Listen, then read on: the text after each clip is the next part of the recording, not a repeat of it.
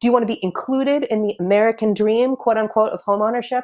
Well, the way that we're going to include you, and I'll talk about that you in a minute, is through predatory lending practices, right? So subprime loans where the interest rate balloons, and payday loans, which you just narrated, right, do the same thing. And so much of this, and I'm so sorry, I'll shut up after this, but much of this is about the history of racial capitalism in the United States. So this is absolutely a class issue. I completely agree with you, but we cannot, and in my opinion, must not disentangle race and class in the United States, right? So if we look historically like at what the GI Bill in terms of bringing people into homeownership, for whom did it do that? It did that for white, hetero families, right? Did it do that for domestic workers? Did it do that for who are at that point mostly Black and Latino? No. Did it do that for African American workers in any sector of the society? No. So predatory inclusion is often things that were held out to mostly white families, certainly not poor white families, but mostly white families as part of the social safety net. When in the wake of the civil rights movement, you have all of these communities clamoring to get in, clamoring for inclusion, right? The capitalist class, which is also the political class, says, okay, but here are the terms. The terms are public college, which was called that because it was free, is no longer free.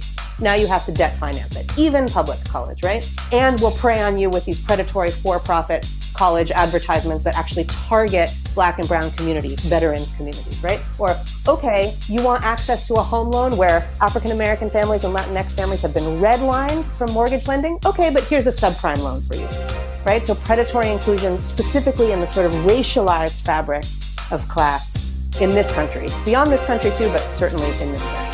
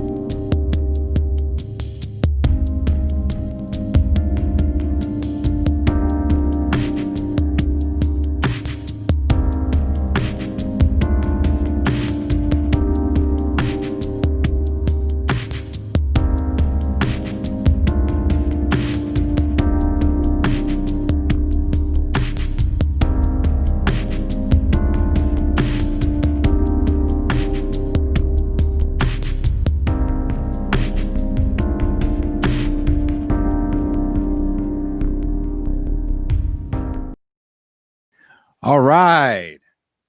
That voice you heard was a clip from a previous show guest that has agreed to come back. That's Hannah Appel. She is a associate professor at the University of California, Los Angeles, UCLA. She's an economic anthropologist. And in this digital green room that we have here, we were having a discussion about what that exactly is. But what she is a part of is what got me really interested. A while back on Twitter, I saw these tweets that a friend of mine, actually, he's a guest on the upcoming podcast, Kelvin Martinez, who's does a lot of work with the Unhoused, was retweeting this group of people called the Debt Collective. And I was like, what the hell is a Debt Collective? So I looked them up online. I contacted them. And they said, one of us will contact you. So one of the reasons why the Hannah Appel episode just says the Debt Collective is they're just such a collective. They wouldn't tell me the person's name, so I couldn't get a picture of her beforehand. So she's here in real life. But first, before we bring Hannah out, I have to bring out my mellow, my man, Pascal Robert. How you living? Living all right, good brother. Living well. How are you? Good to see you. Good to see you. Looking forward to this episode. Very much so. And let's bring out Dr. Hannah Appel, who also, I need to add this. The day that we did our interview was the day that her book came out. Okay. So I didn't get a chance to interrogate the book that day. She was like, "Oh my God, this book that I was a writer of, it came out today and they're giving it away free if you go to Haymarket Books." So I went to Haymarket Books and I downloaded it, and I'll say it right here, right now. I'm not real good at reading books with a glowing screen. I hate glowing screens. Pascal and I spend too much of our time at glowing screens. So I wanted to get the real book at one point. It's sooner than later. And I'm going to have Hannah autograph it for me, whether she likes it or not. Please welcome, coming all the way from Los Angeles, California. How are you? Hey, suddenly you went mute on me. How did that happen? I don't know. Can I you don't hear know. us now? Oh, I can't hear you. Uh-oh. Oh, problem. Can you hear Uh-oh. You me? said coming all the way from Los Angeles, California.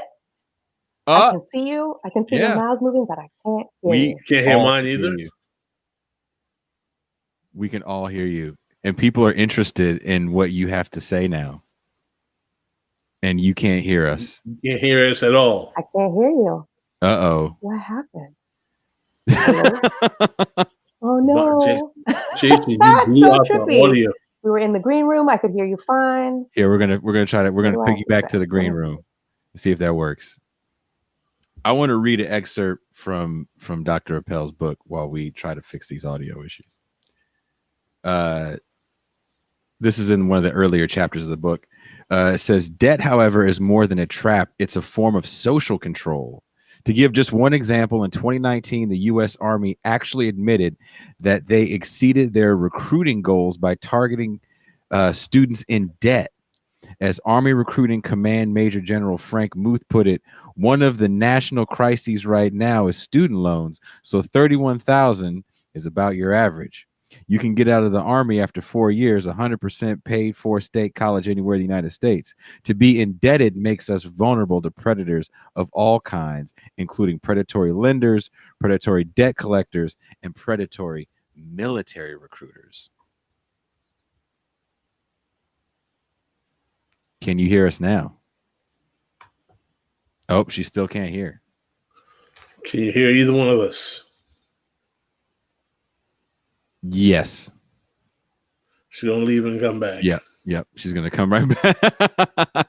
She's been having some audio issues, so she's gonna try to leave and come back. Pascal, what was your take on the book? I found the book fascinating. I'll be very honest with you. I found the book fascinating because it did something that in all the years upon which people have been trying to fight for economic justice, have been using tactics going back to the Pinkertons, tactics going back to the populist movement, strike breaks, wildcat strikes. The idea of organizing around people who have to pay debt, being able to create a union of debtors to coalesce around having their debts combined in a way to demand forgiveness. I wouldn't say forgiveness. Demand justice for their debts is a profoundly fascinating technique that I'm wondering why in this era of financialization that we've had over the last 50 years has not been considered before. And I can understand why the debt collective has been so organized in its challenge to the traditional perception of debt and credit in the United States, that their efforts and tactics have risen to the point where they are getting acknowledged by the Joe Biden administration, and things that they have been fighting for, student loan debt forgiveness, things of that nature, are now being incorporated into policy platforms of major Democratic candidates. That's something that is very significant. Now, whether or not those candidates will go through with those agendas is one thing.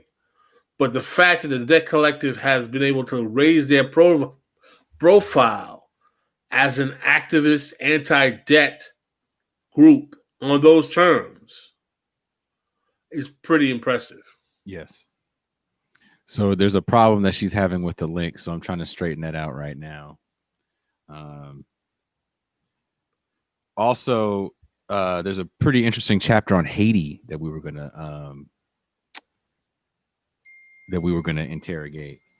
Yes, she has a chapter on financialization and the Haitian Revolution, where she talks about how the way in which Haiti was forced to recompensate France for the debt of its independence and victory in the Haitian Revolution was a bit of a precursor in the way in which global debt was actually used as a means of financialization throughout the world. I really look forward to having her explain that more effectively in terms of how that process transpires.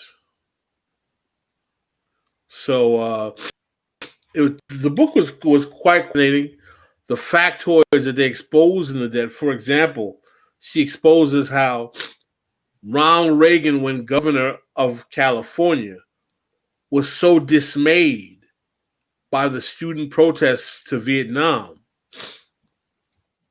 that he actually mandated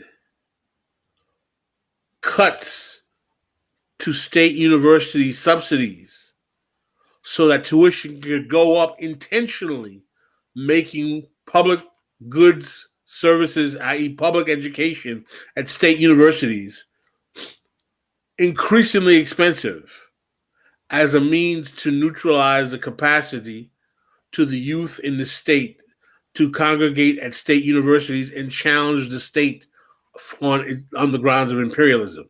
And that tradition of state education being gouged from students to the rates that we have today starts with Reagan. That's one of the myriad of facts that's exposed in the book that I was very, very, very, very impressed with in terms of how it explains how America as a country moves to debt as its main mechanism. We can hear you. Can you hear us? So loud and clear. How America moves to debt as its main mechanism. I'm right there. I'm so sorry. I don't know what happened. No. We were over here talking about your book while I'm trying to fix the link. So oh my goodness. Thank you for sending the new one. Quotes from the book. So hopefully you got a few copies sold. Announce the title of the book. I don't think you announced the title of the book, please. Here's the book. Can't pay, won't pay. The book is called Can't Pay, Won't Pay: The Case for Economic Disobedience and Debt Abolition. So can you... Dr. Appel. Sorry, go ahead. Yes. If you can. I know you wanted me to call you Hannah, and I'm honored that you would allow me to do that. But I believe you work too hard and you offer too much to not have your title be recognized. So that's very generous. I appreciate that. I feel like we all work hard, and some of us have the title. One of the things that I was saying that while you were working out your technical issues for us was that I am, as someone who considers himself a student of left activism against capital and capitalism and the ruling class in this country, going back to the Pinkerton riots, to the populist movement, to wildcat strikes, to the various types of radical activities the left has taken forth to fight management.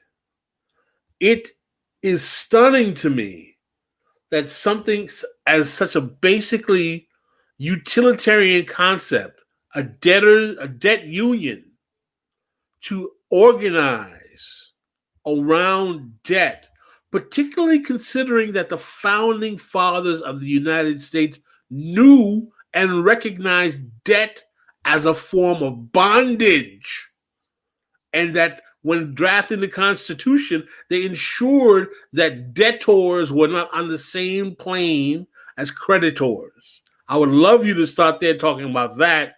And I'd also like you to introduce yourself as an economic anthropologist and what that really means to our audience, to explain to us what that really means. Okay. It's a very valuable kind of skill you have. Well, I appreciate that. So I'm going to go to that question first, right? Like, debtors unions, as you say, better than I could, seems like such a straightforward tactic, right? It seems like such a straightforward and yet radical theory of power. So why haven't we seen them? And there are a bunch of ways where we can say, well, actually, historically, we have seen them in some ways. And the most kind of approachable example, accessible example is in a tenants union, right?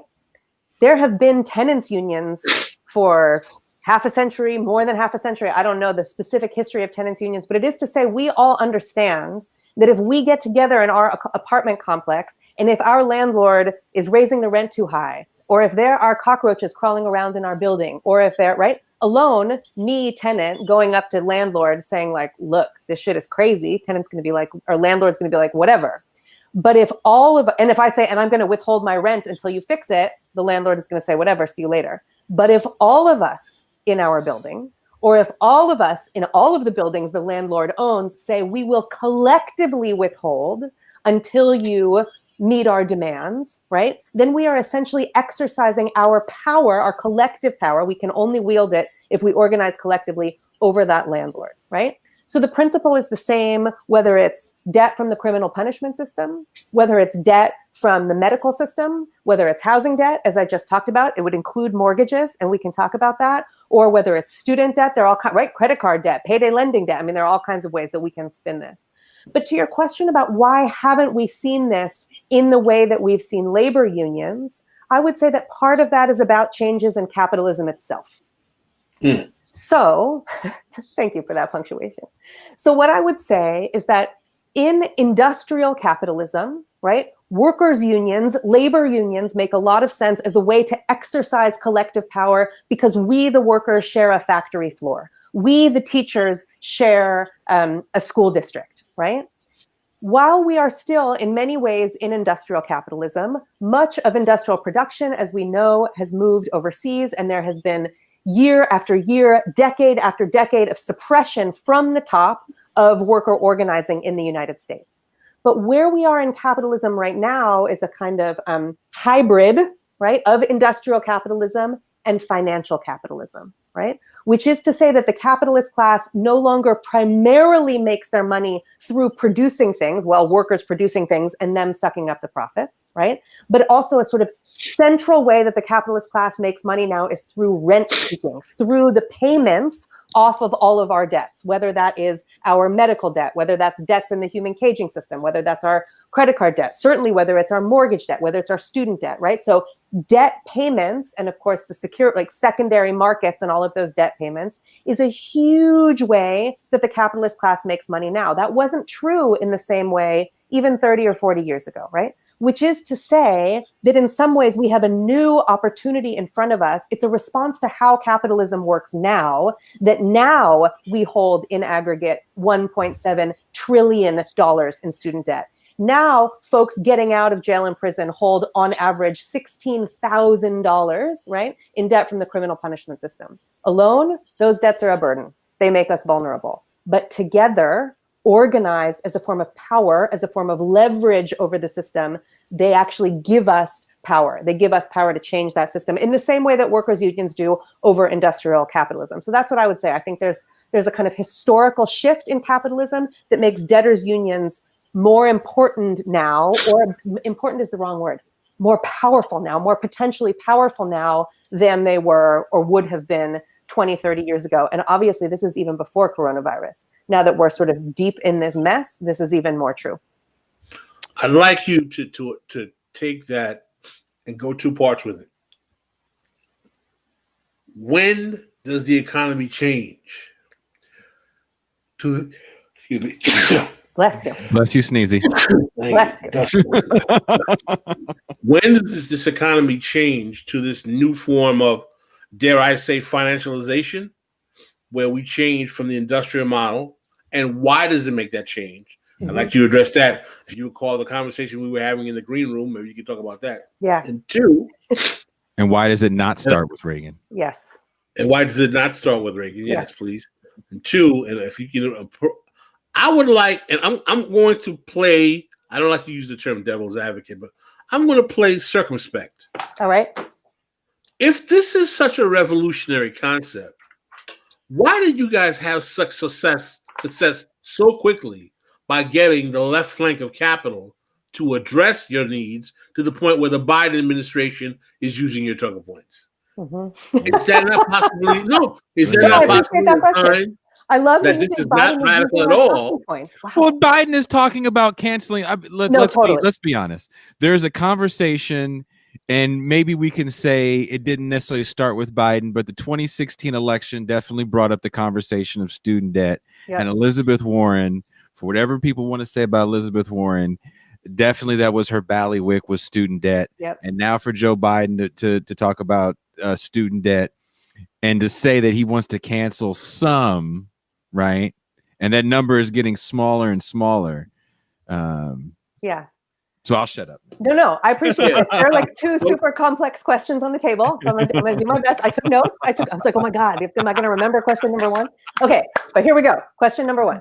So question number one was like this question about, I described in answering the earlier question, a kind of shift from industrial capitalism to financial capitalism. I want to be super clear. It's not like there used to be industrial capitalism and now there's financial capitalism. We live even within the borders of the United States, let alone within US empire, right? Or global capitalism. We live in a profound hybrid of those two, and workers' unions remain profoundly important. And in fact, maybe something we can talk about later, why workers' unions and debtors' unions need to work together. But what is this shift, right? When did it happen? So the conventional way to answer that question is to be like, well, Ronald Reagan and Margaret Thatcher in the 1980s. And that's a very important way to answer this question, right? It's one way of sort of addressing clear histories of neoliberalism, when the idea became that governments, that the only role of government was essentially to protect capitalism, was to be strong enforcers of private property rights, to be strong enforcers of the rights of the capitalist class, and to beat down the rights, right, of everybody else. One way to think about what neoliberalism means. But if we start our understandings of debt and finance from Thatcher and Reagan, we miss out on the much longer history of racial capitalism in this country, right? So the chapter that addresses this in the book, which I think is chapter 2 or chapter 3, it says, it's called something like A History of Financialization from Haiti to the Household, right? Because you have to think about histories of bondage, histories of enslavement, histories of colonialism and anti-colonial insurrection, right? Like we see in the Haitian Revolution, after which international financial institutions make arrangements so that the newly independent Haitian people, who are, of course, the vast majority of them African descendant people, right, actually have to pay back. They owe a debt to the colonizers who they have just kicked out, right? And they have to pay that debt off over literally hundreds of years. You see the same thing with Kenya and England, right?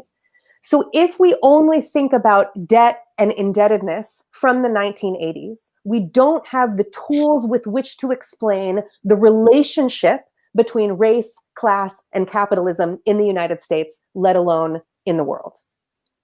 That said, there are some very meaningful shifts that start in the 1980s, and you can see it in the corporate form, right? You can see it in corporations. So General Electric, which used to make what, like washing machines and engines for planes or something, I don't know exactly what General Electric made, light bulbs, right? A kind of conventionally industrial capitalist company. Mm-hmm. As you get to the 80s, as you get to the 90s, they make as much, if not more money as financiers, right? Mhm. Car makers, they start to make as much, if not more money, financing their cars, right? So they bring the financing in-house, so they partially become banks. And what that does is it changes our relationship, working people's relationship, to the corporation, right? We are no longer either just workers for the corporation or consumers of their products. But the way we are able to consume them is no longer through our wages, because our wages no longer keep up with inflation, but it is through the provision of finance from them, which for us is debt, right? So we go into deep debt for our medical care. We go into deep debt for our college education. We go into deep debt for our housing. We go into motherfucking debt if we go to jail or prison, right? So all of the things, many of the things we need to survive, and some of the things that kill us, right, unevenly, speaking about incarceration, become ways of indebting us. And that is a meaningful shift in the wake of the 80s and 90s. But you see the kinds of intergenerational differences, right? So that ends up affecting Black families really differently, Indigenous families really differently, Latinx families really differently, because of those longer histories of racial capitalism in which white wealth, right? Wealth in white families passes down intergenerationally. So even though I go into massive debt for my college, I might have an auntie, I as a white woman, I might have an auntie somewhere or a godmother somewhere who says, hey, can you make one of these payments for me? Or can you help me out? Because of those histories of racial capitalism that long predate Reagan and Thatcher, right? That is much less likely, statistically speaking, in Black families, in Latinx families, in Indigenous families. So when we start from Reagan and Thatcher, we miss understanding why debts today are so unevenly distributed. And this is the last thing I'll say about question one, and then I'll be quiet. But when you actually disaggregate debt statistics, what do you find? In student debt, it is Black women that disproportionately hold that debt.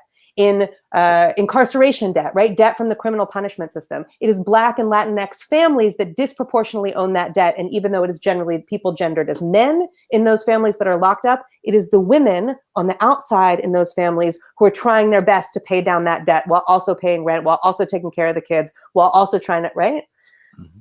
So it's impossible to understand that shift that does toward financialization, that does in certain ways happen in the 80s, without understanding the much longer history of racial capitalism that does take us back to the Haitian Revolution, that does take us back to racial capitalism on a global scale. OMG, that was a long ass answer to question one. Should I go right to question two?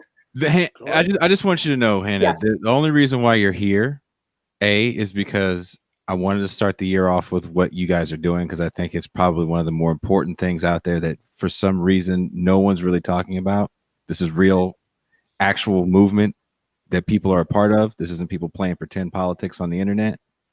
And number two, you give long-winded answers. And cutting that 2-minute clip, I don't know if you know this, but it was hard because you have so much. You don't fuck around with a lot of garnish and other shit when you talk. You get right to the point. So that clip originally was probably about 10 minutes. I know, I'm so sorry. And people can't really tell. You're like yelling at me in the clip too. So people can't really tell. I had to cut out getting chastised. Really? No, my goodness. It wasn't I certainly hope not. All right. No. Well, okay. So that's the first question. I'll try to be slightly more, I don't know what the word, I'll try to be shorter in the second question. No.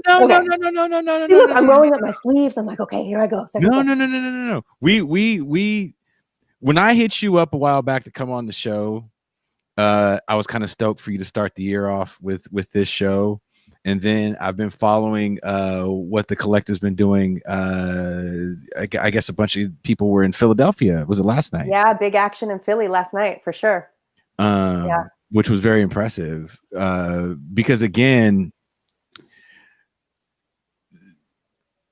I kind of want to let pass because I don't want to go off on a tangent about how angry I get about other stuff that's happening on the internet. Reading the book, I was highlighting so many passages that were so good, and I could also, I think I could tell the ones that your ass wrote. I wrote with some amazing people. There, Aster Taylor, Ann Larson, Thomas Goki. There's so many amazing people that contributed to that book for sure. Well, none of them was crazy enough to try to talk to me on a podcast a few months back. So. Fair enough. But, also, shout out to Nathan. I see you there, Nathan. your Haiti chapter was definitely something that Pascal and I talked about. And when I saw it in the book, and I did forward Pascal a copy, I was like, I think you're gonna like this part about Haiti. And sure enough, he hits me up. He's like, man, I read this book it's a really important book. And as you can see, I don't know if you're paying attention to some of the chat, but people are really enjoying. So please don't ever stop if you're on a roll. All right. I appreciate that. I tend to get a little carried away, but it's the passion speaking. Okay. So the Pascal's second question, right, was the devil's advocate question, which was like, okay, if y'all are so revolutionary, why is it that you have Biden like parroting your talking points, right? And I hear it's a provocation. I hear that question, and I think it's a great question. Uh-oh, here she comes. You see the deep breath? Oh my God. Here she comes. She's about to drop it. So this is what I was going to say, actually. I was going to hail my friend, the recently departed, may he rest in power, David Graeber. Oh. Right? David, dear friend. Shout out to David Graeber. Of the Debt Collective more broadly. So this was, I think, probably one of the last books that David blurbed. So there's a nice line, some nice lines from David in here. And obviously all of us are indebted. You got a lot of big lefties blurb that book. I got to say, you got the whole democracy crowd up in there. Democracy Now crowd up in there. Yeah. So the reason I want to bring up David to start my answer to this question is this. You know, David always used to say, we have to recognize victory even when it's super fucked up and compromised.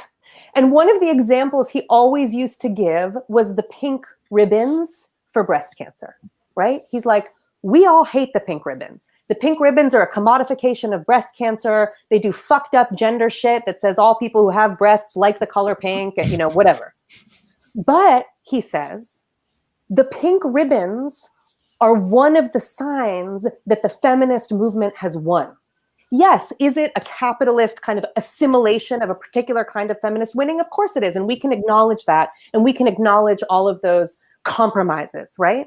And at the same time, for a long time, if it was a women's disease like breast cancer, there was no medical attention to it, right? So a much more radical feminist movement puts that on the agenda, right? In the ways that we're talking about the radical racialized health disparities now under the pandemic that, of course, long predate the pandemic, right? Much more radical folks put it on the agenda, and then parts of it get sucked up and assimilated. And we have to see that as still a kind of peripheral piece of a radical win. Okay, so I'm going to start with David because I love David and because I think that's a useful illustration. But here's the real answer. Oh my God, here I go again, long ass answer. Let's go back to 2011. A bunch of us who are part of the Debt Collective now, though not all of us, are also part of Occupy Wall Street. We're in New York. Some of us are in Oakland. I'm talking about New York for right now. It's 2011. And in 2011, student debt hits $1 trillion with a T, right? Occupy Wall Street comes out, recognizes One T Day, what we call One T Day, has a huge action in the streets of New York. All the CUNY kids come out, all the SUNY kids come out, Columbia kids come out, NYU kids come out. They're not kids, right? Whatever. Folks, debtors, including people who are not at those schools anymore and are just holding the debts and don't have a job, right? It's One T Day. And because Occupy was getting media attention at the time, the media came out for the action.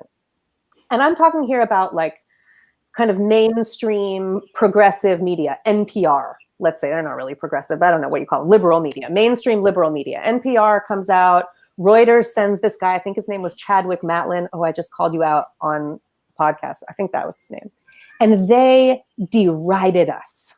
They made fun of us. NPR derided us. They were like, these activists say that they want their student debt forgiven. And on the back of that, they want free college.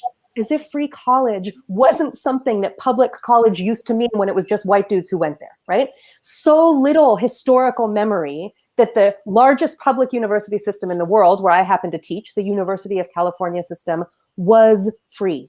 That's what public college meant. Tuition-free school. We send our kids to the public school across the street. We know what that means. That means we don't have to pay tuition. If we send them to private school, we have to pay tuition or go into debt or get a grant. It used to be the same thing for college, and not that long ago, right? And yet the historical memory in this country is so short that even the so-called liberal media deride us in 2011, right? But we start moving with this idea of a debtors union. We organize with Nathan. Nathan, I see you up in here, right? The nation's first student debtors union of people who hold debts from for-profit colleges.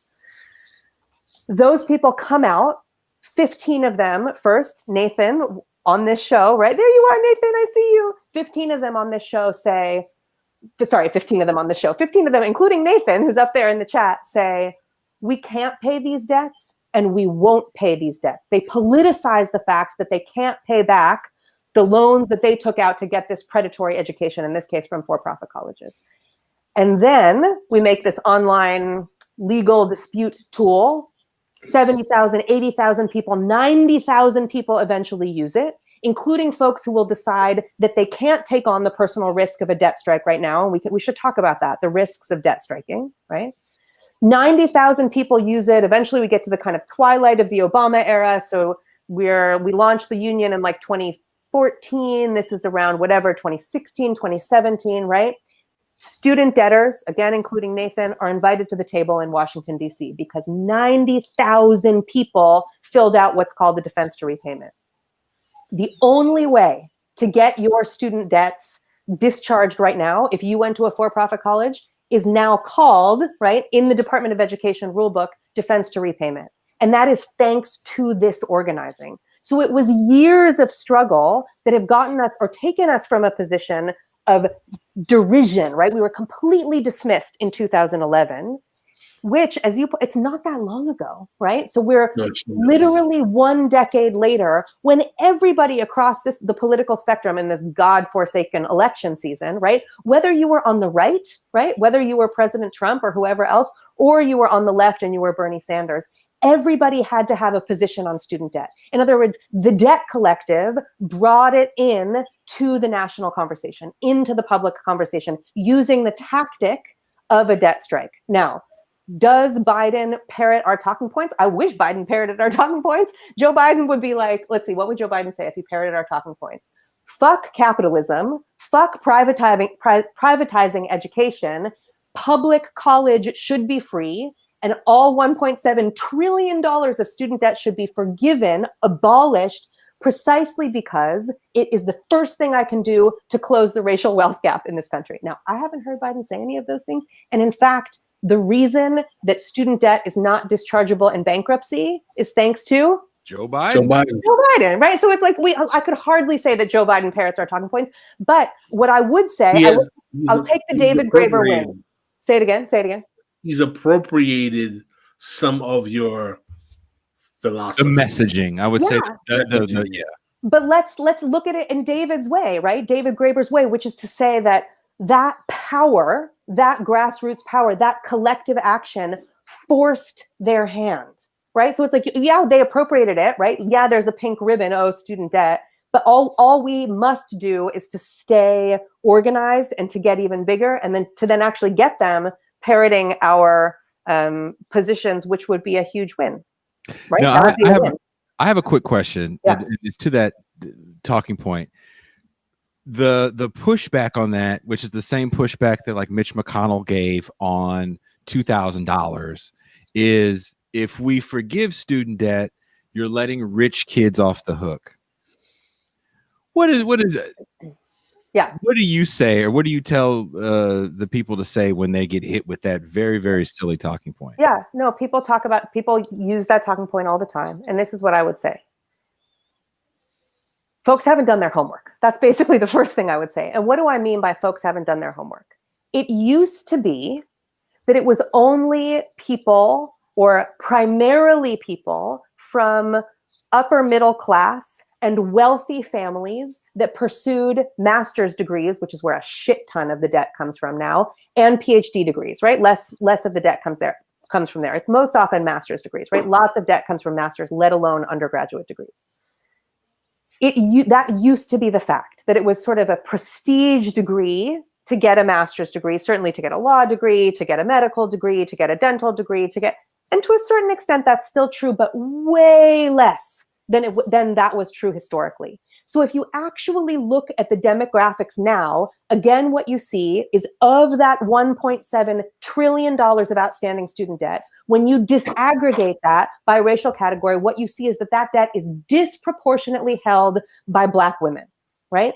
The debtors who have defaulted on their debts are disproportionately Latinx and Black households. Why? Still facing discrimination in the labor market, don't have access to that intergenerational wealth, right? So if you are to discharge all of that $1.7 trillion, you are disproportionately helping, right, Black women, Latinx families, trying in a small way. It's not going to get anywhere near the entire racial wealth gap that we're looking at in this country, but it is one thing that I will say, this is important, Joe Biden can do on day one without congressional approval using compromise and settlement. We're getting wonky, but I can talk about that, to start closing the racial wealth gap. So what used to be true demographically, which is to say it's rich kids that pursue this, is now no longer true, because what can you do with a college education right now? Maybe you can be a barista at Starbucks, right? Mm-hmm. Maybe you can get an unpaid internship, mm-hmm. but you can't do much with just a college education now. So many people feel compelled to try to go get an MA degree, to try to go get a higher degree. And college itself, where it used to be something that was just a pursuit of the middle class and upper middle class, college itself, especially thanks to the booming of for-profit colleges, but not only thanks to them, right, as formerly public universities like the one I teach at go private, right, everybody is trying to get a college education now because it's so hard to get a goddamn paying job, right? So the kinds of demographics that those people are speaking from when they say, oh, this really helps wealthy kids, it simply is no longer the case. It was the case maybe when those nice older white men were younger. They're not very nice. I'm just being sarcastic. It is no longer the case today. So I would suggest that they should go do their homework. Thank you very much. There's the professor and me coming out. Now call me Dr. Appel. Go do your homework, Mr. Hannah. A college degree just to be a barista. Mm-hmm. Yeah, that's real talk. There's another part of the book that I definitely highlighted that I wanted to read, that I had ready. The coronavirus pandemic revealed just how out of touch elites are when it comes to most people's household budgets. In the spring of 2020, after millions had lost their jobs and food banks were feeding record numbers of people, Speaker of the House Nancy Pelosi appeared on a late-night comedy show to joke about how much gourmet ice cream she had stored in one of her 2 freezers.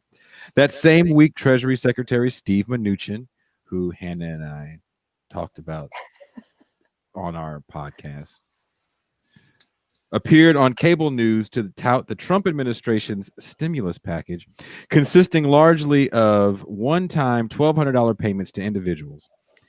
In a let them eat cake moment for the ages, Mnuchin said he believed the package would provide economic relief for about 10 weeks.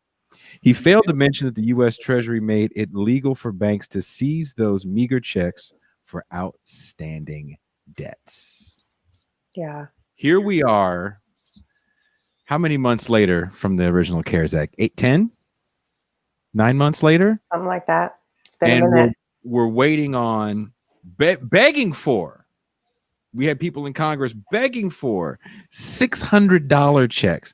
As that's happening, we are looking at, across the country, potentially 30 million people facing eviction. There's about 15 states that had no moratorium. And if anybody bothered to read any of the actual wording in Donald Trump's executive order, and the majority of his executive orders have been very, very titular, it didn't do anything. So people are being evicted right now in the middle of a pandemic. Here in California, Hannah, you're down south. Operation Room Key was a $500 million operation for the state. LA spent $1 billion in 2019 to house 7,000 homeless people. And I believe there's 60,000 in just Los Angeles County alone. At least.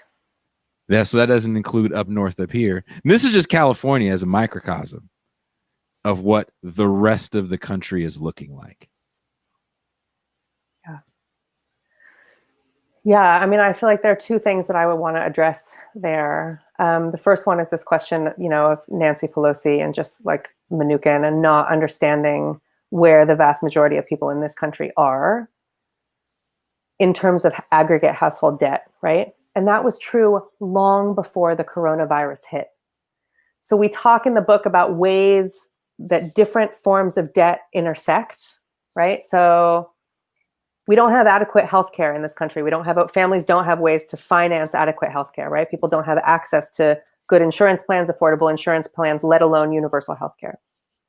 So if a member of the family gets cancer, right, which often happens, the payments on chemotherapy and the mortgage payment, let alone if you have a kid in college and you need to make a student debt payment or a tuition payment, right? Let alone the household bills, the other household bills. All of those conflict. So it's not like debts exist in isolation. It's one of the reasons that the Debt Collective uses this phrase, household debt, right? I'm thinking here of another one of our original Corinthian 15, Pam Hunt, right? So Pam was invited to Capitol Hill with some other debt strikers when Ilhan Omar, Pramila Jayapal announced their College for All bill that Bernie Sanders took up. And Pam is there. I wish I could show the video. Maybe I can send it to you guys some other time, right? Pam is there on Capitol Hill announcing this legislation. And Pam says that she has $100,000 worth of student debt. I forget what she says, right? The exact amount. She says that she almost lost her life in a battle against cancer. And when she was almost losing her life in a battle against cancer and barely able to pay or going into additional debt for those chemotherapy payments, she did lose her house because she couldn't keep up with the chemotherapy payments and the mortgage at the same time, let alone her student debt payments. And that now she has 3 grown children who have just graduated from college themselves, each of whom has an additional $50,000 in debt. And this is years before the coronavirus pandemic hit, right? So now, of course, we have massive unemployment. We have people seeking massive medical care and getting crazy bills for coronavirus, right? So we have a deepening of a situation that already existed. So when Pelosi is like, oh, this sucks. I have 2 freezers and one is full of gourmet gelato. Or when Mnuchin says, we're going to give you $1,200 and this is going to get you through for 10 weeks. Are you crazy? Do you know what those debt collectors are taking from those people, right? There's some statistic, I don't have it at my fingertips, so I'm sorry, I should have looked at it before, that shows how much of people's stimulus checks went to debt collectors, right? It is sickening. The problem that we have on our hands, the pandemic is a problem. Racial capitalism is the fucking problem, right? That's what needs to be changed. The pandemic, it just lays it bare. It makes it worse, certainly, and it sort of newly exposes it to people who are like, why is it that different groups of people are exposed to disease disproportionately, right? It has exposed this for many people, but it's not, the pandemic isn't our problem. It has been racial capitalism leading up to the pandemic that has been our problem. So that's the first thing. Oh, go ahead. I didn't mean to interrupt you. I want to continue with your thought, please. I don't want. There was a second part of the problem. There was a second part of the question that you asked me. The first one was household debt, and the second one I wrote down CDP, but now I don't remember. I lost it. See, I got to write it down. I apologize. You remember what it was, Jason? Say again. It's the second part of your question. Whatever. It's all good. Okay, keep going. Sometimes I have statements that end up being more like questions, and it's kind of more of a thing that it's not necessarily a question per se, but it's just I find the importance of, I think the Debt Collective definitely was before coronavirus, but now coronavirus definitely has just laid bare the failure of capitalism. There was an article in NPR that came out, was it today, that said that the ambulances in SoCal are not going to be taking people that look like they can't make it. And this isn't a new thing. People have to understand, as the hospitals got overcrowded in New York, nurses were forced to a similar decision, but it was with wings of the hospital. This is also, Pascal and I were talking about this earlier, this is also going on inside of the prison system. and it stopped getting attention for whatever reason. And I have a very good friend that works the side of San Quentin prison. So now it's like, all right, we can only take 2 guys, nurse. There's 5 here. Who lives and who dies? That's literally what the ambulance driver is telling the nurse. How about having a political climate in this country being so toxic and divided that some red state loving Yahoo is going to be like, well, this is what you get when you have those high tax rate, those high tax blue states that are governed with these socialist governments. Don't we wish? You know, they can't run themselves. You know, Yeah. because we have a lot of imbeciles who are beneficiaries of all kinds of largesse, whether they're labor unions, government student loans, private public universities, who all of a sudden think they actually made it on their own. And this is within the Black community, who all of a sudden believe that they are, was like, oh, this is waste and neglect here. It's the problem with these Democrats. Oh, what's wrong with these people?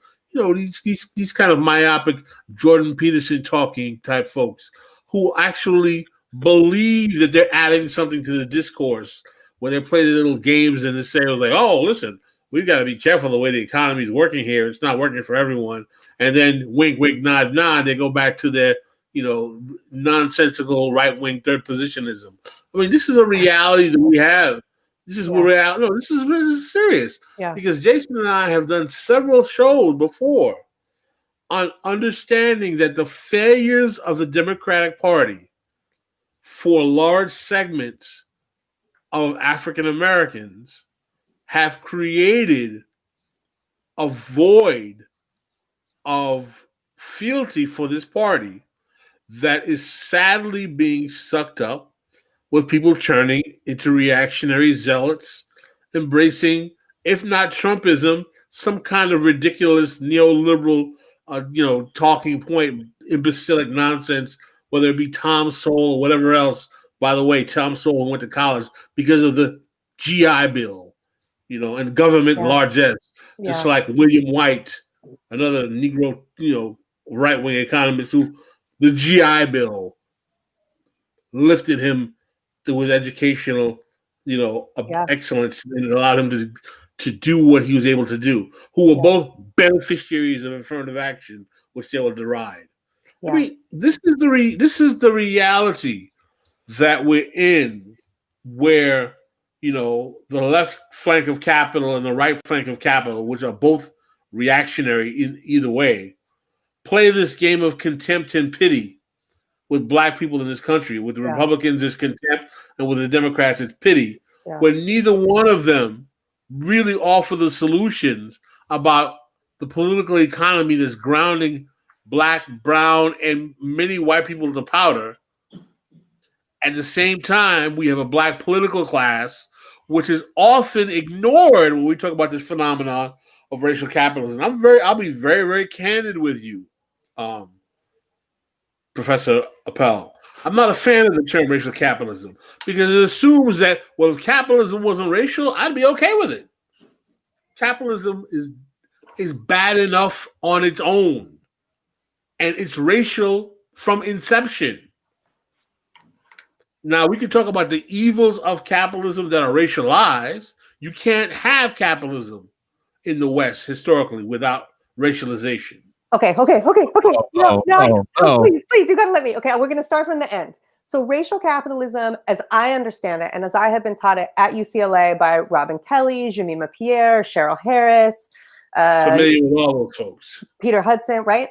Mm-hmm. Exactly how what you just said, it comes out of the Black radical tradition, right? So it comes out of Black Marxism. It comes out of exactly what you just said, which is to say, capitalism and race have always already been entangled with one another, and you cannot understand one without understanding the other, right? So the way that we value and devalue labor, the way that we value and devalue land, the way that the settler colony of the United States can come and dispossess indigenous people, right? And use all of that land to then enslave African people and then open onto the world stage of global capitalism, that is capitalism. And capitalism is always already about forms of racial differentiation and dispossession. So it's not like, because I agree, the fucking Democrats, don't get me started on electoral politics. I am not into electoral politics, right? The way that I mean, hopefully the Democrats don't really use racial capitalism, but the way that race gets used, you said it, with pity by the Democratic Party, is this idea that like, oh, if racism just could go away, then everything would be cool with capitalism. But the Black radical tradition that I have tried to learn, be a student of, right, would say that is absolutely false. And that is what is digging us into this bipartisan hole that you so perfectly analyze, right? Which is this idea that we can sort of have pity for racial inequality and that we can somehow tackle racial inequality without tackling capitalism. Racial capitalism says that doesn't make any fucking empirical sense. You have to understand one. That's why that chapter starts in Haiti, right? Because we can't start neoliberal capitalism with Thatcher and Reagan. So I just got to go to bat for me as a student here. This is not me as a teacher, but from what I have learned, especially from Cedric Robinson's book, Black Marxism, and how then that idea among white Marxists in particular, right, who see race as like not as important as class or as epiphenomenal to class, to use like a whatever academic word, will never be able to win that revolution if they don't understand the ways, at least in the Americas, that race and class are so fundamentally intertwined. My definition is very simple. Race is a class of oppression within capitalism. Race is a class of oppression within capitalism.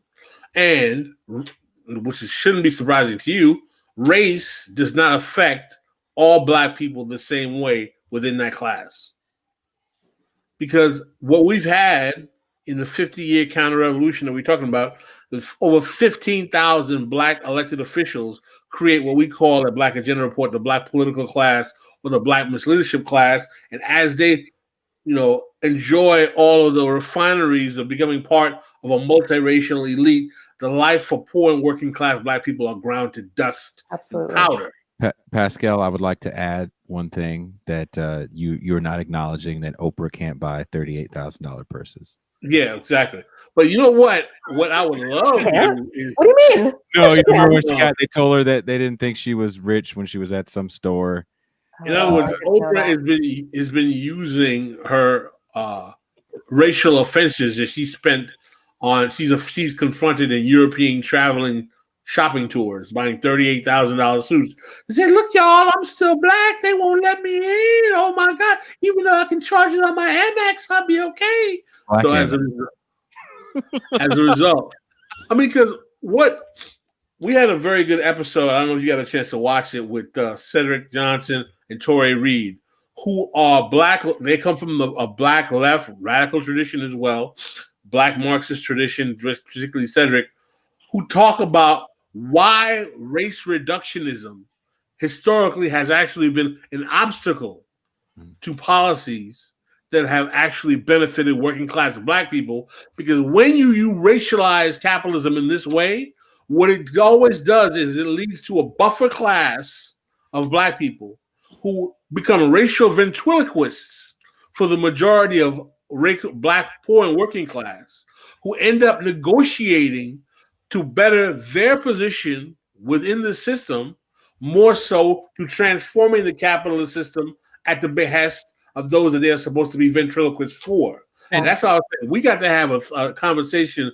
with Professor Appel here, with Cedric and Torrey, man. I would love that. I would love that, because I totally would love to have a conversation, because I can see those brothers watching this show with their heads exploding, like, "Oh my God, here we go." I don't think so. I think they would recognize a kindred spirit in me. I mean, I think we have some places where we might differ. So what it calls to mind is the scholar Charles Sepulveda. He's an indigenous scholar, right? I was just listening to him, and he was like, "Look, what indigenous people are demanding in the land back movement is, we don't want in to white supremacy.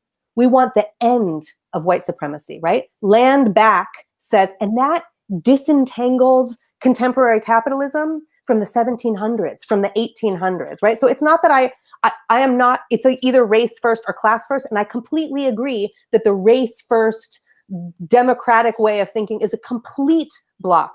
But the problem is the thinking of either it's race first or it's class first without I don't think it has to be. I don't think it has to be capitalism. I don't think that you can address capitalism. First of all, as I said, race is a class project within capitalism, meaning that the main function of capitalism and its race being a class project is rendering blackness to redundant reserve army of labor and all the negative that comes with that.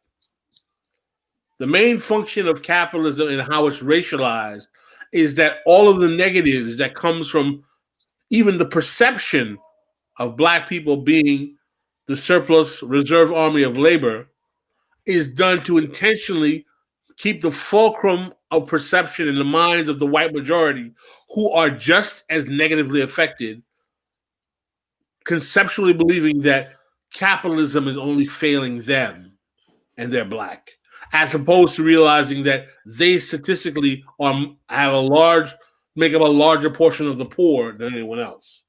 Yeah. So reducing race to a class within capitalism is an ultimate necessity of capitalism in America functioning.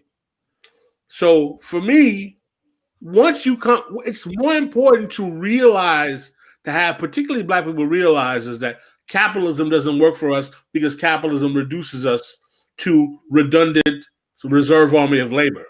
Is more important for me than saying, well, we have racial capitalism in America. Because if you realize that the whole function of capitalism, which I think Milton Friedman would agree to, is that you have to have what they call the NAIRU, or the national rate of unemployment, and in order to make sure that you maintain the proper right of price controls for inflation and everything else, then you realize also that that means that a larger perception must be had in the minds of the polity that black people make up that space than whites.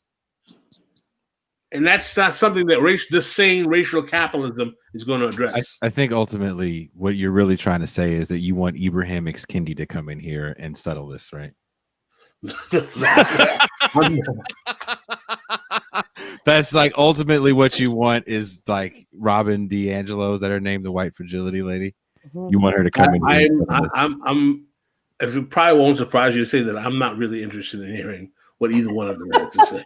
So okay, I'm interested in saying something separate from this. Okay, hold on. Okay, because I love this stuff, and this is like my professor life. It's related to activism intimately, but that I would love to have that. I don't want to get too far off into the theoretical bits of it without addressing. So first, one of the things that Jason said that now I remember, which is this question of eviction and houselessness, right? So that was the second part of your question before that I just wanted to raise, especially because I see Dawn is on or was on. Dawn's another Debt Collective comrade. And we've been working at the Debt Collective alongside the LA Tenants Union down here on a piece of legal mutual aid so that when the California moratorium lifts, because I agree the CDC moratorium is fucking useless, but when the California moratorium lifts, a couple things are going to happen. Not only are a million people or more in this state going to face eviction, but also for all of those people who didn't pay rent between last March and whenever that's going to lift, right? Say that's January, February, March, that debt becomes consumer debt, right? Ooh. It will no longer be rent debt, which you can be evicted for. It will now convert legally to consumer debt. So we have a very serious debtors union situation on our hands because, as we know, and this is true, it's an assembly bill in California, but it's also true in New York State. I have some research assistants trying to figure out where else it's true across the country. But it is to say that even if folks are able to stay in their homes because they got their job again and they're able to pay rent that first month after it lifts, if they didn't pay rent for the last 12 months, all of that will become household debt. And you know that you go all by yourself to small claims court, or you're hounded all by yourself by a debt collector, you're not going to be able to fucking pay that shit back, right? Like it's going to follow you forever. Whereas if you are a member of a debtors union, right? And if everybody who owes your landlord, or better, everybody who owes that private equity landlord, everybody who owes that corporate landlord, right, can come out unionized and say, we can't pay and we won't pay, and we want to keep our homes, and we don't want this on our, right? So that's the kind of where we see the cancel rent demand going. So the Debt Collective is doing a bunch of organizing work there. And I just want to shout out Dawn, if you're still here, Dawn and I, and Isidro, you're here too, I think. Isidro, Dawn, and I have been working really closely on that. So I just wanted to say that. And the last thing I wanted to say was about electoral politics and this question about the Democrats and the Republicans. And Pascal, I completely agree with you. This bipartisan neoliberalism that has just, I mean, it predates neoliberalism, but the bipartisan problem, electoral politics aren't the answer. They're just not the answer. I'm sorry, can you say that again for the people in the back? Electoral politics are not the answer. Electoral politics are not the answer, which is to say we have to build power, right? We have to build power. We can build power through workers' unions. We can build power through debtors' unions. We can build power in all kinds of ways, but we have to build power. That's how we win, and then get them first to parrot stupid, bastardized, assimilated versions of what we believe and what we're fighting for, but later to those much bigger, much more systemic wins, right? It makes me think of something of MMT, but I'm not going to go there. Why not? No, this is why do you think Dr. Appel? I'm calling you Dr. Appel. Teach. Dr. Why do Appel, you think you're here? You're here for one reason only. To fill an hour and a half. She brings the fire. She brings the fire. Okay, let me say, when we were in the green room, I think it was when we were in the green room. Yeah. We had a brief talk about modern monetary theory, right? MMT. Yes. Okay. So I agree. We only had just started, so I'm excited to hear what folks have to say, what Pascal has to say in particular, because you were talking about it. But so I completely agree that modern monetary theory, first of all, it's capitalist, right? Modern monetary theory is an explanation for the system we have now. It is not an explanation of another possible system. It is an explanation of the system we have now, and how the system we have now, if we understand it properly, right, which for modern monetary theorists is understanding it as they understand it, which is the United States has monetary sovereignty over our currency, which means that the Federal Reserve can issue as much currency as is needed to pay for the social programs for which there is political will. So if there is political will for housing for all, if there is political will for medical care for all, if there is political will for college for all, if there is political will for abolition of the prison industrial complex and investment in other forms of community safety and transformative justice, if we have the political will, then we can find the resources to spend it, right? That's what MMT says. But Pascal said in the green room, and let me know if I'm mischaracterizing you, but I think it's so important. Pascal was saying, yes, but it relies on the military industrial complex, which I took to mean, and I agree, that it is a fundamentally capitalist, growth-dependent model because it describes the system we're already in. It doesn't describe a change. You're being too kind. You're being too kind. Because MMT assumes, modern monetary theory assumes that the functions of capitalism, that the capitalists use to preserve the system for themselves, will be used to preserve basically Keynesian state welfare programs that people like, that they think are revolution. Let's say when you say that, listen, quantitative easing is a mechanism that the Federal Reserve is utilizing to cause liquidity in the market, to preserve the ability of banks to basically gamble on money in different currency rates around the world and make cash. And then you say, well, since the Federal Reserve can do that to cause liquidity and allow banks to flow cash against each other, then your next statement is, as a modern monetary theory, then the Federal Reserve can flood the market with cash through quantitative easing to give us Medicare for all. No. Now, if you're saying that that's not what modern monetary theory is, then I'm glad you will correct me, because I've seen modern monetary theorists make that same argument. Yeah. So I'm willing to be educated. Yeah, no. This isn't me educating you. I am also a student of it, and I think it is an exciting and important next step with very serious limitations that we have to think about.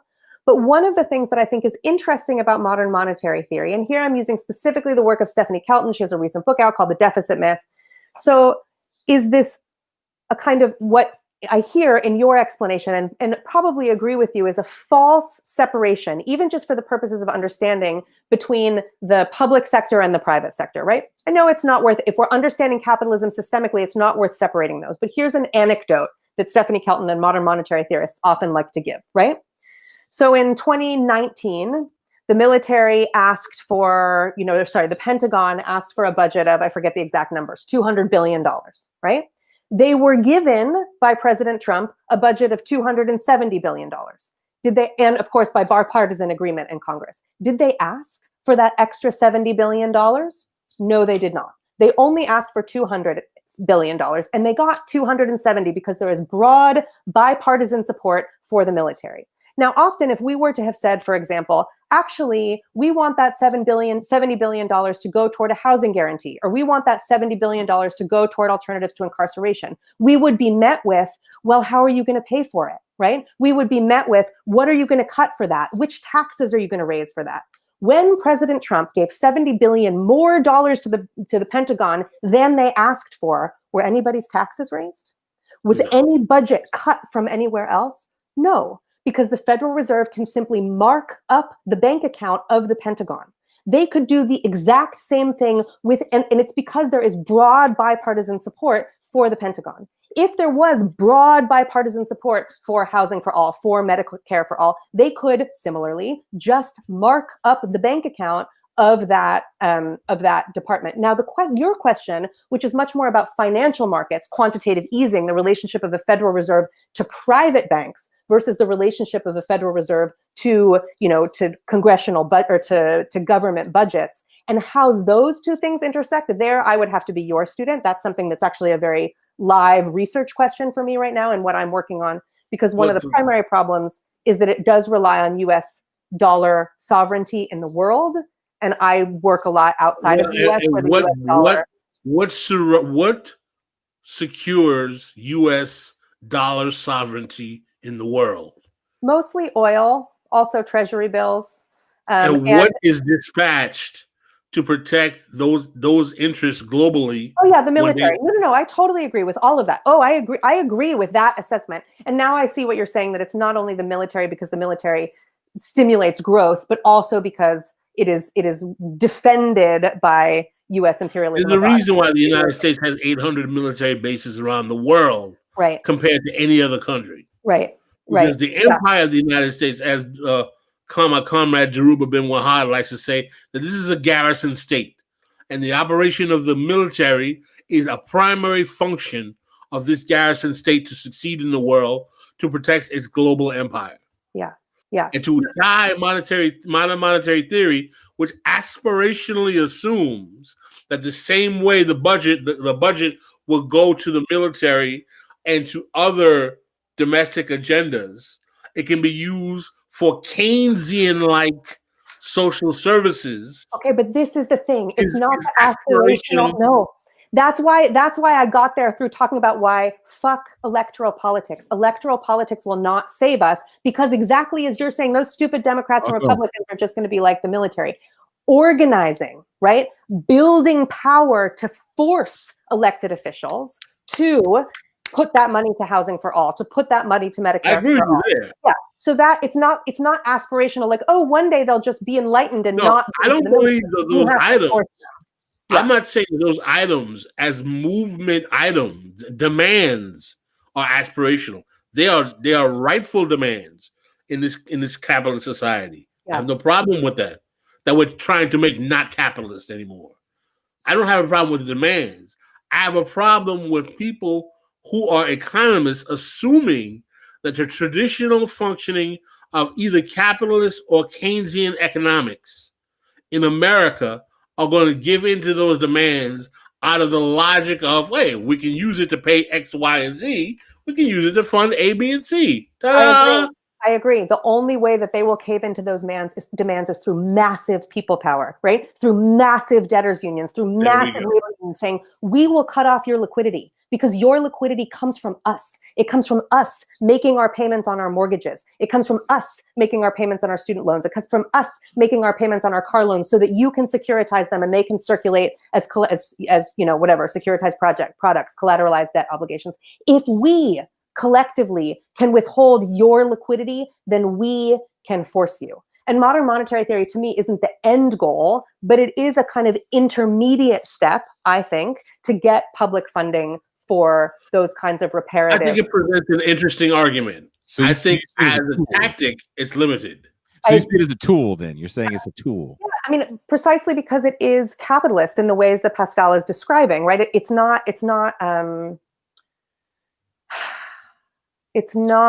system. It doesn't change anything systemically. What it would change, if it were ever to be realized, is it would only be realized through collective people power. And so therefore it would have changed a kind of mass movement. A mass movement would have something to demand very clearly and get very clearly if we are able to get, for example, free college, free healthcare, right? Free housing, more increased social housing, right?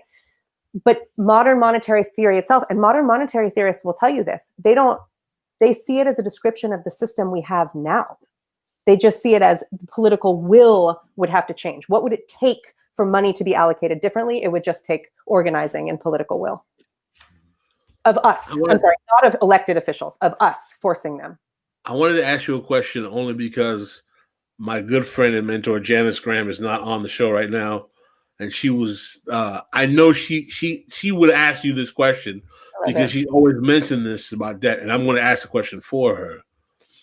As an organization, as so right on in terms of what the problem is, as a debt collective is, how do you create a vehicle to challenge the credit reporting agencies like Experian, TransUnion, and they're almost monopoly-like hold on credit reporting, which is almost ultimately as detrimental as the actual debts that people are in changing their ability to function in American society? Yeah, I think that's a really good question. I mean, if you go to the debtcollective.org website and you click, I feel like it's on tools or something like that, we actually have a way to dispute errors in your credit report. And ideally, right, what you wanted, I mean, so we offer those as tools of legal mutual aid, right? And one of them is a tool to be able to dispute errors in your credit report. And so that offers a kind of individual piece of legal mutual aid. We also run debt clinics where we bring these tools to organized communities, right? 2 organizers do train the trainers, helping them bring these tools to their communities. But what these tools can also do, right, what Defense to Repayment did for folks who went to for-profit colleges is they can be filled out collectively, which is to say 5,000 people can file them at once, 10,000 people can file them at once, 200,000 people can file them at once, right? Because exactly as you say, TransUnion, Equifax, Experian have the monopoly over the market. They are not accustomed to being challenged, right? But that we have automated these tools, and frankly, we don't have the organizing capacity, but we have the vision, right? Which is to say, if we can bring 50,000 of those people where we find Equifax, what's this word? Issuing people different credit ratings, not according to their likelihood of repayment, not according to their income, but according to their racial category, which may be something that you disagree with me about. But my understanding of the empirics, that happens. That's injustice. That's illegal. That's illegal. Exactly. So there are ways that we can bring them down through organizing. But then the question is always, it's the question of abolition, right? It's not only about bringing something down, but it's about what is the reparative, what is the transformative institution that might take its place. Now, do I think we need credit reporting and scoring? That's a broader question that we can talk about. But even in just a kind of radical reformist approach, one of the things that these organizations do is they have proprietary algorithms, right? Which is to say that the way that they determine who gets what credit score and who gets access to what is black boxed. Nobody is allowed to look at it as private information. If we were to have a series of public banks, if we were to have a series of public credit ratings agencies, in other words, if we were to have a truly public or socialized financial architecture, financial infrastructure, then all of those things would be open, right? We would see what they are. We would understand who needs a loan, why they need a loan, should they have a loan, will they be able to repay it? If they're not going to be able to repay it, what kind of job would they need to be able to repay it in the future, right? Talking about a federal jobs guarantee, which I felt like you were kind of hinting at earlier. So I think that to to move that kind of financial infrastructure from private to public. So it's not only to take it down, which we can do and must do, but it's also to imagine what would replace it, even in a medium term sense, right? And to me, that is socialized financial infrastructure, where that kind of algorithm, say, is public and open, and is, of course, about maximizing everybody's sort of flourishing in life rather than maximizing profits for the credit card companies. I'm a big fan of credit unions as an option. One way to go, for sure. For sure. If you can see behind me, my son has stopped playing the drums and is telling you to be quiet. I hear you, buddy. My sons are out there playing Beyblade right now. Yours no, Beyblade. His older brothers did the Beyblade thing as little guys, but his mom thought a drum set was a very quiet toy for Christmas. So, are you gonna stay? Are you gonna co-host with me? Hey, buddy. Yes. You want to co-host with me? Let it ride. Huh? He's gonna hide now. So how do we get the message out? I want to tie into. This is a good question, Jason. You're about to bring out. How do we get the message out, Jason? What is the critique that we generally have about the way the left is formulated today, and how it's appealing to certain segments of this country, not servicing those who are most adversely affected? Hey, real talk. I just got a side message from a friend that's enjoying the conversation quite a bit. And he's like, you got to ask how do we get this financial knowledge to the people that are being affected by it most, that are the ones that, because a lot of times this conversation, unfortunately, let's be honest, it's had on, and I watch Democracy Now!, but a lot of motherfuckers don't watch Democracy Now!. A lot of motherfuckers don't know about the Majority Report and the leftists on the fucking internet. So how are we getting this message out to the people that are really affected by it? Because when we go to the payday loan place, they're not talking about it. One of the things of the goals that Jason and I have through this podcast is to revive, as you called it, the Black radical tradition, or the Black left, going back to Hubert Harrison, going back to the Colored Farmers Alliance, going back to Cyril Briggs, Hubert Harrison, going back to A. Philip Randolph. A. Philip Randolph, going back to Claudia Jones. All of these luminaries going back to the 20s and 30s, 40s of Blacks rooted in anti-capitalist, anti-imperialist, anti-sexist politics, anti-racist politics, is to revive that tradition and that discourse. But one thing that we are finding is that the quote-unquote progressive left discourse in the main is dominated by a certain type of folk who are not really communicating to Black people. Mm-hmm. You know what I'm saying? Mm-hmm. And I'll be very candid with you. I think that the work you're doing is so important, particularly these communities of color that are disproportionately being affected by these realities.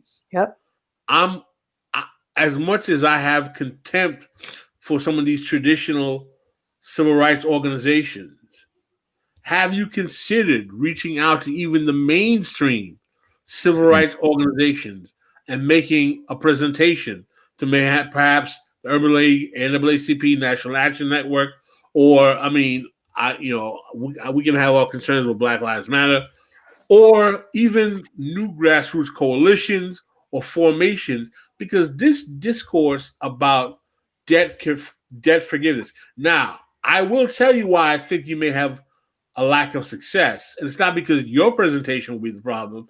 It's because the class interests of many of these organizations are frankly not rooted in realizing that the communities they represent are living in poverty, but to pimp off that poverty to line their pockets. Yeah. That's actually what motivates most of them in reality, though they will deny it. Yeah. No, I hear that. And first of all, I appreciate there's a compliment in there about the Debt Collective's work. And I appreciate that. And this question, and I also just want to say, as to the revival of the Black radical tradition that you're talking about, I think that's that is incredible. And I completely agree with how profound that would and could be. And obviously you're doing that work on this podcast right here, right? Which I feel like, I mean, I don't know much about your audience, but I think, you know, you're obviously already doing the work. So at the Debt Collective, we do partner with other organizations all the time. So that the images that you see from the action in Philly last night, that was sponsored by the Black and Brown Coalition in Philly. It was co-sponsored by BLM Philly. It was co-sponsored by Boricua Philly. It was co-sponsored by, I can't think of the whole list in my mind, especially because I'm not in Philly. So these are orgs that I'm not fully aware of. So we do partner quite a bit. And in fact, with our debt dispute tools in particular, one of the ways that we've done our community outreach is by bringing those tools. Dawn, who is in the chat, has done so many of these debtors clinics, right? We do them down here in LA with Youth Justice Coalition. We do them with, there was another org that we've done them with down here in LA. It's not only YJC, I guess it was mostly at YJC. We've done them at Homeboy Industries. So we've done them at like, especially for folks who are getting out of jail and prison, right? We've done them in like re-entry type orgs because people who are coming out are facing all kinds of crazy debts, let alone their debt from the criminal punishment system, bail debt, contracts, etc. We have not partnered with some of the mainstream organizations, in part because our message is not very mainstream. Exactly as you say, their class interests are chucos. Thank you, Don. Their class interests are directly opposed, right? We are not a financial literacy organization. We are not going to come in and say, right, we like, hey, folks, like you are in debt because you've been financially irresponsible and you should be a little bit more responsible. And this is how to pay your debts, right? We are here to talk about collective financial disobedience and to do the political education work that might bring us all there collectively, right? Not advocating that folks just stop paying their debts and suffer the consequences individually. It doesn't make any sense to go on strike by yourself, whether a labor strike or a debt strike, right? So that So is you're saying not... I'm fucking up? Say it again? So you're saying I'm fucking up? Because I'm definitely striking. No, I mean, if you're down for the consequences, then you're not fucking up and we support you. But it's not like for people who are not ready for the consequences, we're not gonna be like, oh yeah, just go do it by yourself, because we don't have the power by ourselves. If we're willing to suffer the consequences, it is empowering just to be like, whatever, fuck it.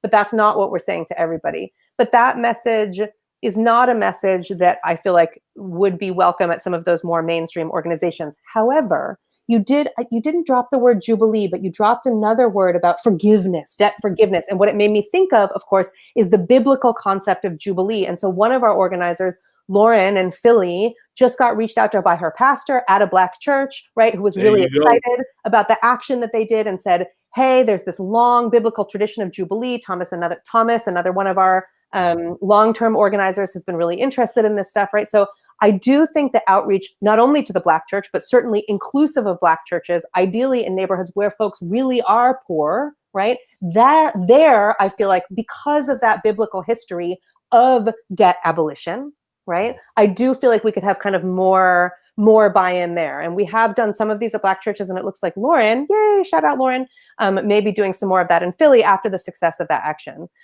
Yeah, so I guess that's what I'd say. I think that's a good path. We're trying. I'm again, I can't say it enough. A lot of my friends in the podcast sphere, in the leftist podcast sphere, definitely were trying to do shows about the senatorial runoff, and my response was, I don't live in Georgia. And there's other things you could talk about with that whole shit, and it's definitely a thing, but I feel like right now people are so wedded to the thought of electoral politics that it feels like they're constantly waiting for Superman. In the show I did that's going to air tomorrow for all non-patrons, we were talking about how it feels like a lot of people are just waiting for the AOCs and the squads of the world to write legislation that will save them. Yeah. And people have forgotten about the fact that there's always groundwork that's done to get massive legislation passed. You don't get a New Deal just because FDR felt like being a traitor to his class. That's right. This is exactly what I'm talking about the MMT business, right? So college for all is a piece of federally proposed legislation that was originally written by Ilhan Omar and Pramila Jayapal. And when they wanted to announce it on Capitol Hill, who the fuck did they call? They called the debt collective strikers. They called Nathan. They called Pam. They called the debt collective because they said, this has been your demand.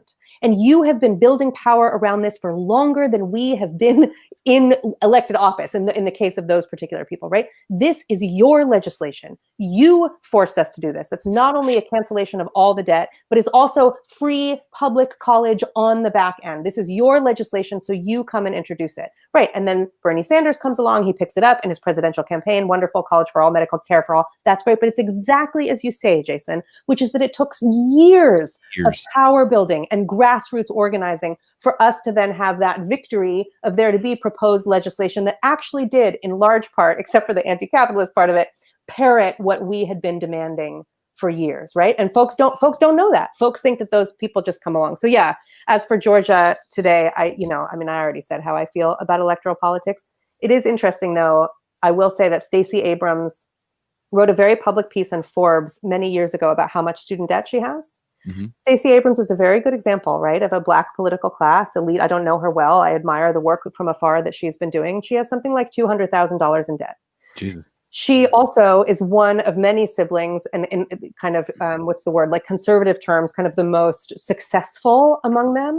So she is expected, of course, to pay the debts and the living expenses of others in her family, right, who have not made it in the way that she has made. So she wrote in Forbes, of all motherfucking places, right, because there were people who were coming out, this was her original candidacy, who were saying she is not fit to run. Look at all the debt she holds. Look at how irresponsible she is. And it's basically a piece that says, I come from a poor family in rural Georgia. The only way I was going to get my ass through this college, she did not use this language. This is me using this language, right? You're paraphrasing like a motherfucker. The only way that I am going to get through college and that I'm going to get through Yale fucking law school, which is the most prestigious law school in the country, is by taking on a fuck ton of debt, because I don't have that intergenerational wealth to get me there, right?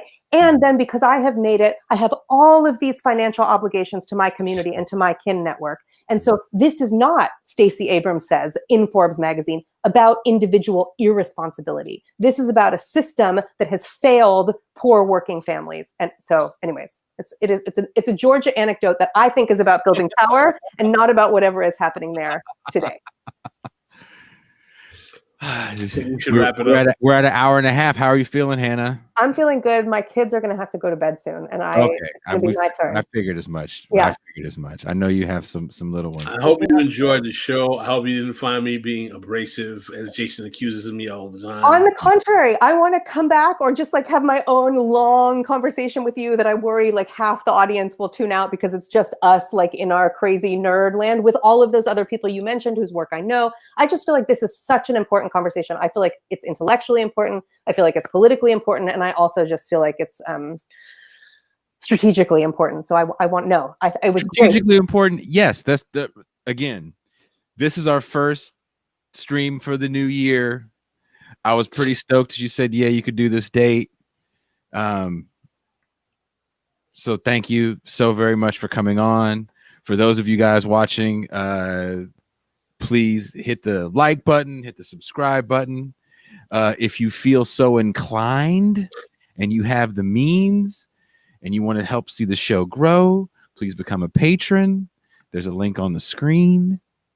We also put a link up to purchase the book, Can't Pay, Won't Pay, from Haymarket Books. Written by Professor Hannah Appel, Astra Taylor, and there's one more author. Yeah, it was written by the Debt Collective. Ann Larson is in there, Thomas Goki is in there. But this is the product of a movement. You know what I mean? This is like mind meld that we've all produced together over the last, I don't know what it's been, like 10 years now. And it's a book that got me fired up as I was reading it. Because let me say this before we sign off.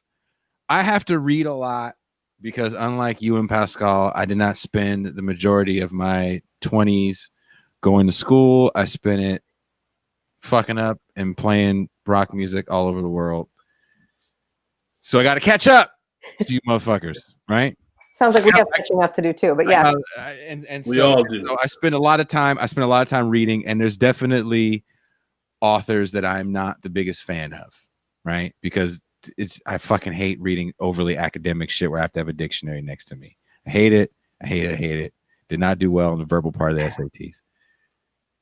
Reading your book, I'm telling Pascal about it. I'm like, check it. It's not the academic book that I was scared it was going to be. It's a fucking call to arms. Yeah. And it made me feel excited when I read it, and it made me feel excited for the show. So as I'm getting comments from my friends in the podcast sphere of, hey, why don't you want to do this fucking thing about the runoff, and we can talk about Nancy Pelosi and Mitch McConnell ad nauseum. I was like, no. There's other people that do that shit that are better at it, and I don't care. I actually care about people in my community that, you know what, the homeless people that I deal with, they don't give a shit about Georgia because Georgia moves nothing for them. Yeah. But when I tell them about this, ears perk up. And ultimately, that's what we want to do. Where we want to make the debt collective as big as possible. No, I'm happy to hear that. And I'll end maybe with like a fantasy, which would be a lot of ways this could go. But imagine if the idea of a debtors union took off to the extent that we could have organizers at every payday lending spot in Oakland, right, where I lived for many years. I'm from the Bay Area originally. At every payday lending spot across the country, who said, as folks went in, right, who took some of their basic information, who knew which big bank was a major investor or major shareholder or even owner of that payday lender, and could start building a union, right, of folks who are forced into the payday lending industry, again, because the financial system is not working for them, let alone the wage system, let alone any fucking system, right?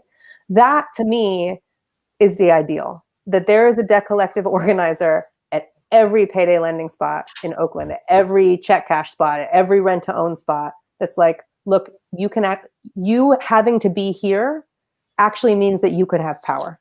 This could be a source of your power right here.